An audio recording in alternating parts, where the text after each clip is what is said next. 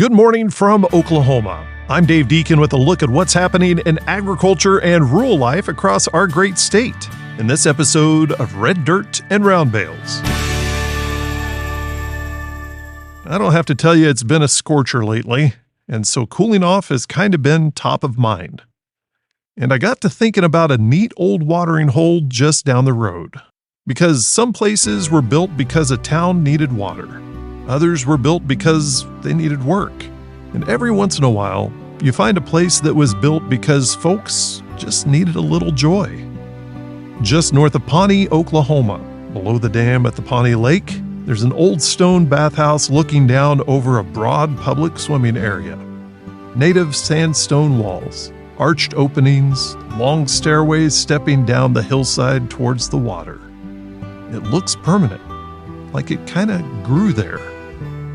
But those stones tell a story about a time when very little in Pawnee felt certain. Now, before there was a town or a lake or a municipal swimming pool, this country already carried a name and a history of the Pawnee people. The Pawnee Nation was relocated from Nebraska to Indian Territory between 1873 and 1875. A federal agency and boarding school were established nearby, and the non-native town that became Pawnee developed following the land opening of 1893. By the early 20th century, Pawnee made much of its living from agriculture and oil. Both could be generous, but both could turn on you. By the late 1920s, farm prices were falling and the oil business was weakening. Then came the Great Depression, followed by drought.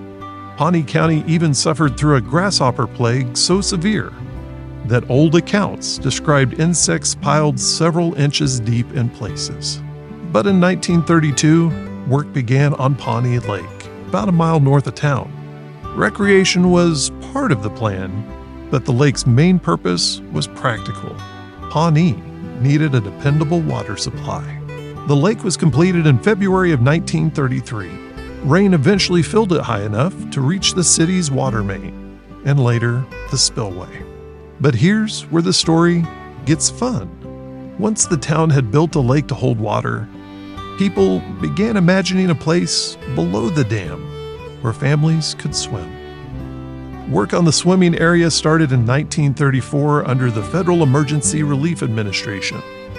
About 20 men and 2 teams were initially put to work. The project later passed to the Works Progress Administration, or WPA, and the pool finally opened in 1937. It was enormous by small town standards, roughly 600 feet long and 250 feet wide, with a natural bottom, stone retaining walls, and a sandy beach. Imagine that for a second.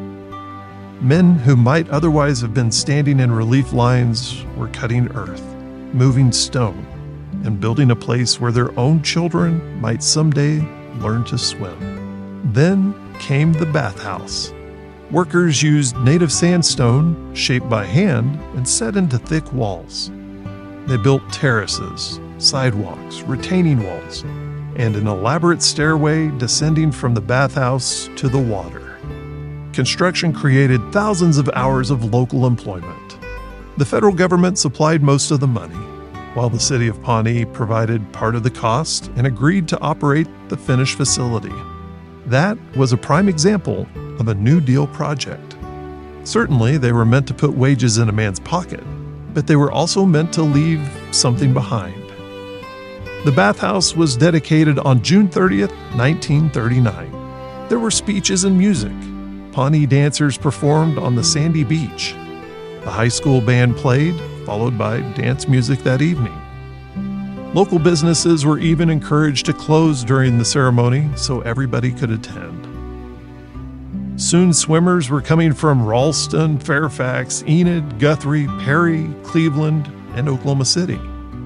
A few even came all the way from Texas. For a little while, a swimming hole below a dam became one of the finest attractions around. In 1940, children paid a dime to swim. Adults paid 2 dimes. 4 lifeguards kept watch, and the pool stayed open late enough for store clerks, farmers, and other working people to cool off after the day was done. And there was even night swimming. You know, you can almost hear it.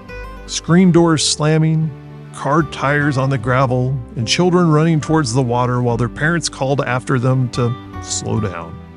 The old swimming area remained part of community life until around 1980, when water quality concerns led Pawnee to build a conventional pool inside town. But the stone bathhouse did not disappear. The stairs stayed on the hillside. The walls kept holding their ground. Restoration eventually returned the historical complex to recreational use. And to this day, it remains listed on the National Register of Historic Places. That's the fun thing about a place like the Pawnee Bathhouse. It was never only about swimming. It was about water for a thirsty town, work for people who needed wages, a sandy beach during a decade of dust, and summer evenings when, for the price of a dime, a child could step off the hot Oklahoma ground and into another world. Some places survive because the stone is strong. Others survive because the memories are. To learn more about the historic Pawnee Bathhouse, visit reddirtandroundbales.com. I'm Dave Deken, and we'll talk with you next time when we take another look at rural life and agriculture in Oklahoma on Red Dirt and Round Bales.